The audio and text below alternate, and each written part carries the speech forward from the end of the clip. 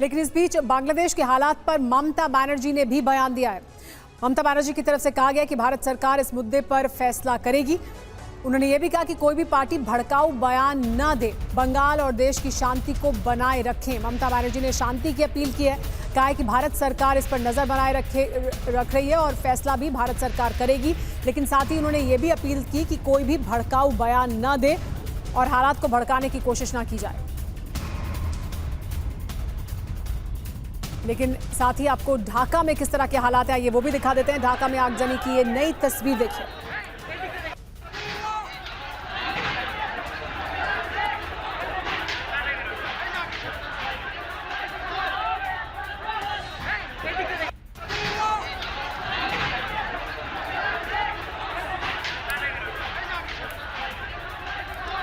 तो देखिए आगजनी लगातार हो रही है। अमिताभ जी, ये जो अभी हालात बने हैं जिसमें आगजनी हो रही है, ये लगातार कहा जा रहा है कि बीएनपी या अवामी के खिलाफ जो राजनीतिक दल हैं वो भी सड़कों पर उतरे हैं, उनके स्टूडेंट विंग हैं, लेकिन जो प्रदर्शन है उसमें आम लोग भी बड़ी संख्या में शामिल हैं।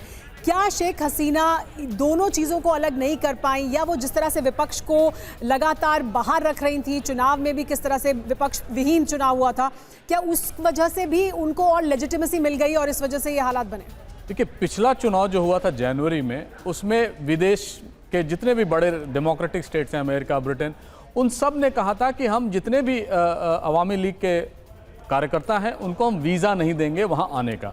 उनका प्रोटेस्ट यही था कि यहाँ सिस्टमैटिकली ऑपोजिशन को ख़त्म किया गया है। जितने भी बड़े लीडर हैं बांग्लादेश नेशनल पार्टी के, जमात इस्लामी के, जातीय पार्टी को, उन सबको जेल में डाल दिया गया था। यहाँ तक कि शेख हसीना जो उसके जो लीडरशिप थी उसको भी उन्होंने साइड में रखा हुआ था और वो खुद अपने सारे डिसीजंस ले लेते। और एक बहुत बड़ा इंप्रेशन जो उनके खिलाफ है वो है कि ये बहुत करप्ट गवर्नमेंट। जी, यहाँ पर आपको माफ कीजिएगा, थोड़ी देर के लिए मुझे रोकना पड़ रहा है क्योंकि अभी तक तो हम तस्वीरें देख रहे थे ढाका में पीएम आवास की, लेकिन अब संसद भवन की तस्वीरें हमारे पास आ रही हैं। बांग्लादेश की संसद के अंदर घुस गए हैं प्रदर्शनकारी। संसद भवन पर प्रदर्शनकारियों का कब्जा हो गया है। ये तस्वीरें आपके सामने, सांसदों की कुर्सी पर बैठ गए हैं प्रदर्शनकारी, यानी गजब अराजकता की इस वक्त स्थिति नजर आ रही है ढाका के अंदर। अब संसद भवन भी प्रदर्शनकारियों के कब्जे में आ गया है पूरी तरह से,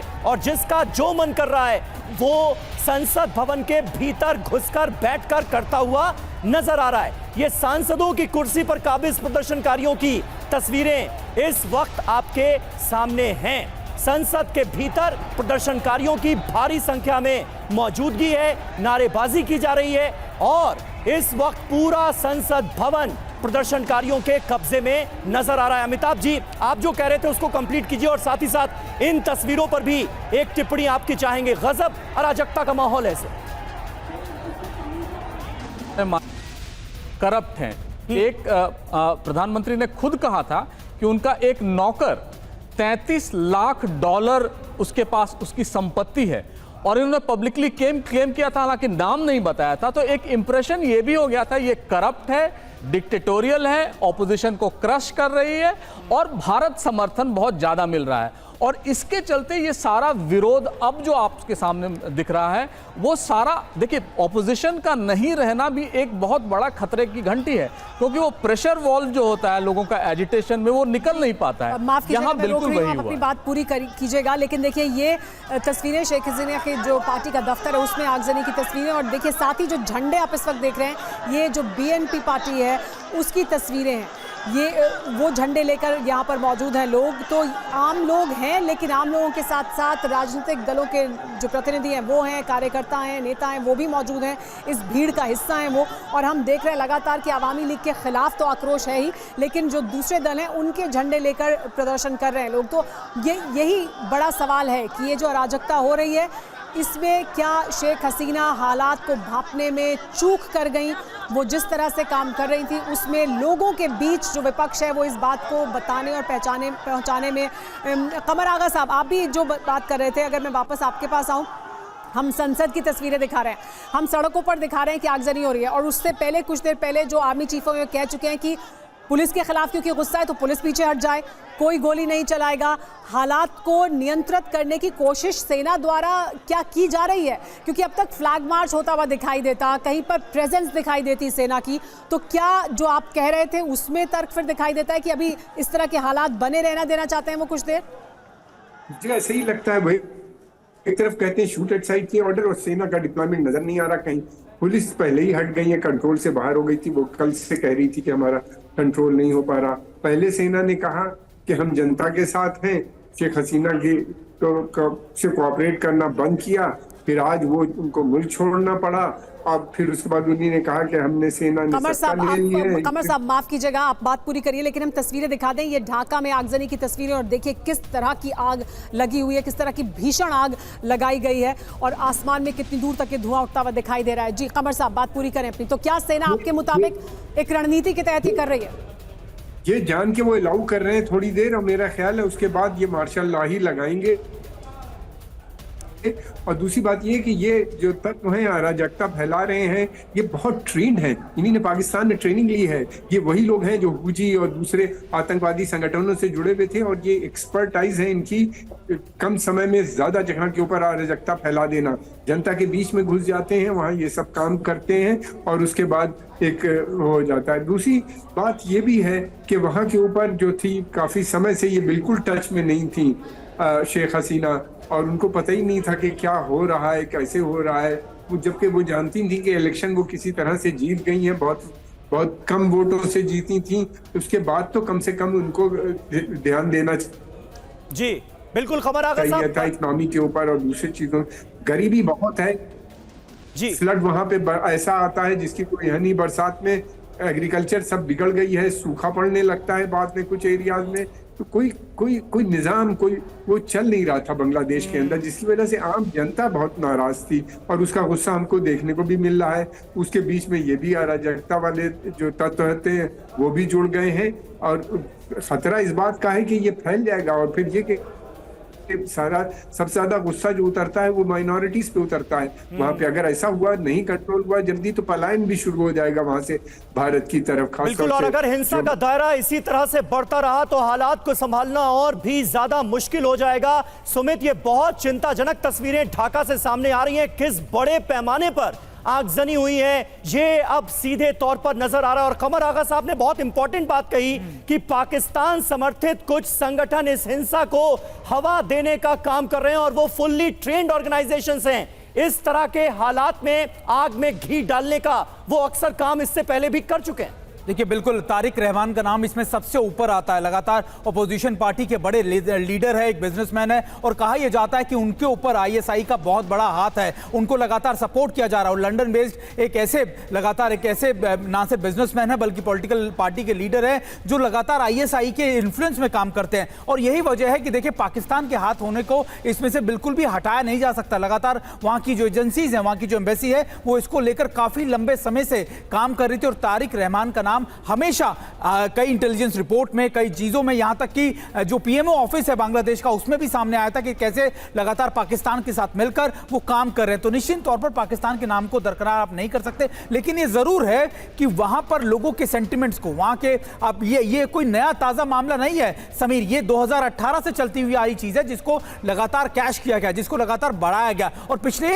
एक महीने के अंदर ये हर बार जब भी शेख हसीना ने कोई डिसीजन लिया तो उनके काउंटर में बड़े प्रोटेस्ट जाहिर किए गए। और आपको याद है 24 घंटे पहले शेख हसीना ने प्रोटेस्टर्स को टेररिस्ट कहा था। उसके बाद से ज्यादा मैसिव हो गया, लगातार ऐसा दिखाया गया, स्टूडेंट्स को बताया गया कि आपको टेररिस्ट से इंक्लूड किया जा रहा है, आपको उनसे कंपेयर किया जा रहा है। तो उसके बाद ये गुस्सा और ज्यादा बढ़ा, और उसके रिजल्ट हम सब अपने टीवी स्क्रीन पर देख रहे हैं। वो प्लेबुक जो पहले से हमेशा से शेख हसीना इस्तेमाल करती आई थी, वो इस बार काम नहीं कर रही थी, क्योंकि वो पहले भी हमेशा इसी तरह के आरोप विपक्ष पर लगाती रही हैं, और तब लोग समझते थे उस बात को या उसके साथ इत्तेफाक रखते थे। अब ये नहीं हुआ, अब विपक्ष ये बताने में कामयाब रहा कि देखिए नहीं, जो ये कह रही हैं वो गलत है, ये अपने फायदे के लिए ऐसा कर रही है। बिल्कुल, देखिए उनके बारे में, उनकी लेगेसी को, उनके पैसे को लेकर, उनकी जो लग्जरीज लाइफ वो जीती है, उनके बारे में सारी चीजें को सार्वजनिक किया गया, और खास तौर पे सोशल मीडिया प्लेटफॉर्म से उसको लेकर बहुत तेजी से सर्कुलेशन की गई। अभी मैं आपको बताऊं, क्योंकि अभी आप देख रहे हैं लगातार जब जो स्टूडेंट्स हैं, प्रोटेस्टर्स हैं, उनके घर में घुस रहे हैं, वो उनके साजो सामान को उठा रहे हैं, क्योंकि उसके बारे में अलग अलग स्टोरीज बताई गई कि देखिए वो जो साड़ी पहनती है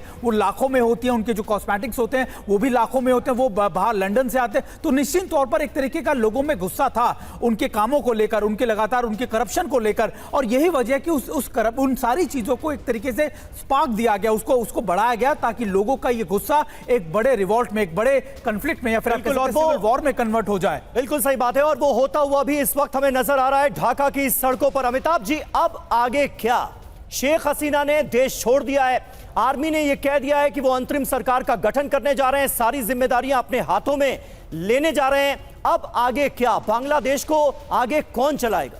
देखिए, बांग्लादेश की जो सबसे बड़ी ऑपोजिशन पार्टी है बीएनपी, बांग्लादेश नेशनल पार्टी जी, उनकी लीडर जो है खालिदा जिया, वो खुद 81 साल की हैं और वो उन्होंने अब तक कोई बयान नहीं दिया है, उनकी पार्टी का कोई बयान नहीं आया है। तो वो एक बहुत इंटरेस्टिंग होगा कि वो कैसे रिएक्ट करती हैं। वो ढाका में ही हैं, उनको हाउस अरेस्ट में रखा गया है, लेकिन इस समय आर्मी का रोल बहुत इंपॉर्टेंट होता है। आर्मी एक बहुत प्रतिष्ठित संस्था है बांग्लादेश में, और अगर वो डिसाइड करती है कि किसी भी तरह वो पार्टी बन जाए इस इंटरिम गवर्नमेंट का, जिसके शायद Muhammad Yunus party prime minister बने, तो आगे चलकर सेना को हटाना एक बहुत बड़ा मुश्किल है। और हमने देखा भी है 1975 में जियाउर रहमान जो आर्मी के कैप्टन थे, जो उन्होंने हत्या के बाद मुजीबुर रहमान के आए, वो प्राइम मिनिस्टर बने। उनके बाद 81 में जब उनकी असैसिनेशन हुई, फिर वहाँ पे आर्मी रूल हुआ। उसके बाद पूरे 80 के दशक तक आर्मी रूल रहा। HM इरशाद जब मर गए तो उनके बाद भी एक तरह से 7 पार्टी अलायंस चलता रहा 90s में। लेकिन इन सब के बीच जो डेमोक्रेटिक वॉइस है वो कहीं ना कहीं वहाँ स्थिर रही और वो उपज कर आती आई। जैसे HM इरशाद भी जब पावर से हटे, उन्होंने एक पार्टी बना ली, जातीय पार्टी, जो अभी भी है और उसकी भी सपोर्ट है। तो डेमोक्रेसी अभी भी वहाँ जिंदा है, इसीलिए शायद आर्मी जो है इंटरवीन करके वहाँ अपना पावर नहीं दिखाना चाहती है। इलेक्शंस होंगे, ऐसा लग रहा है होंगे ही। और जो मोहम्मद यूनुस हैं वो बहुत रिस्पेक्टेड आदमी है, नोबेल प्राइज मिला है और उन्होंने सामाजिक क्रांति की है, और एक तरह से जब उनको प्राइम मिनिस्टर बनाया जाएगा तो एक लेजिटिमेसी मिलेगी सरकार को। और खासकर पिछली सरकार ने जो निवर्तमान प्रधानमंत्री हैं उन्होंने उसको प्रोसिक्यूट किया था, उनके ट्रस्ट को कहा था कि ये अवैध है और उनको जेल जाने की 6 महीने का सस्पेंडेड सेंटेंस भी मिला था। तो ऐसे समय में बांग्लादेश के जो हालात हैं उसको देखकर यही लग रहा है आने वाले दिन चुनौतीपूर्ण तो होंगे, भारत जैसे देश के लिए और होंगे। माइनॉरिटीज पे अट्रॉसिटीज, जो हिंदू हैं, बौद्ध हैं या जो अन्य कबीलाई समाज है वहाँ के लोग में, वहाँ एक अनिश्चितता बनी रहेगी। और भारत के 7 राज्य का बॉर्डर्स मिलता है हमारा। लेकिन आपको ये उम्मीद भी है कि वहाँ लोकतंत्र बहुत मजबूत हमेशा ना रहा हो, लेकिन उसकी जो ललक है लोगों के मन में कि लोकतंत्र हो, वो हमेशा से रही है और इस वजह से बार बार आंदोलन भी हुए हैं। कमर आगा साहब, क्या आप भी इस बात से इत्तेफाक रखते हैं या आप अलग राय रखते हैं कि आर्मी इस वजह से, क्योंकि अब हालात बदल चुके हैं, आर्मी मार्शल लॉ शायद ना लगाना चाहे, इसलिए वो चाहे दिखाने के लिए ही सही लेकिन अंतरिम सरकार बनवाना चाहेगी, या किसी को सिविल सोसाइटी से बैठाना चाहेगी कुर्सी पर, या अपने हाथ में लेगी? आपके मुताबिक क्या होगा? सुमैरा, देखिए सुमैरा, वहाँ पे आर्मी का रोल अच्छा रहा है। इससे पहले उन्होंने एक बार सत्ता में आए और उसके कुछ समय के बाद वो सत्ता में रहे, लॉ एंड ऑर्डर मेंटेन किया, फिर इलेक्शन भी कराया उनके यहाँ। दूसरी बात यह है कि वहाँ की आर्मी बहुत ज्यादा पाकिस्तान के पक्ष में नहीं है, नेशनलिज्म भी आर्मी में काफी डीप रूटेड नजर आता है।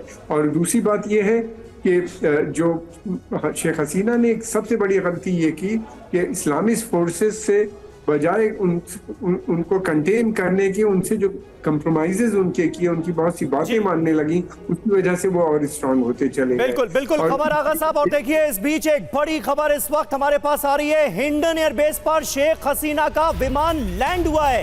ये बड़ी खबर इस वक्त आपके सामने है, क्योंकि कहा यह जा रहा था कि शाम 5 बजे के बाद कभी भी एयरक्राफ्ट शेख हसीना का लैंड कर सकता है दिल्ली। अब जानकारी मिल रही है कि हिंडन एयरबेस पर लैंडिंग हुई है शेख हसीना के विमान की। ये बड़ी जानकारी इस वक्त हम आपको दे रहे हैं, और साथ ही साथ ढाका में तख्ता पलट से जुड़ी हर बड़ी खबर पर हमारी नजर बनी हुई है।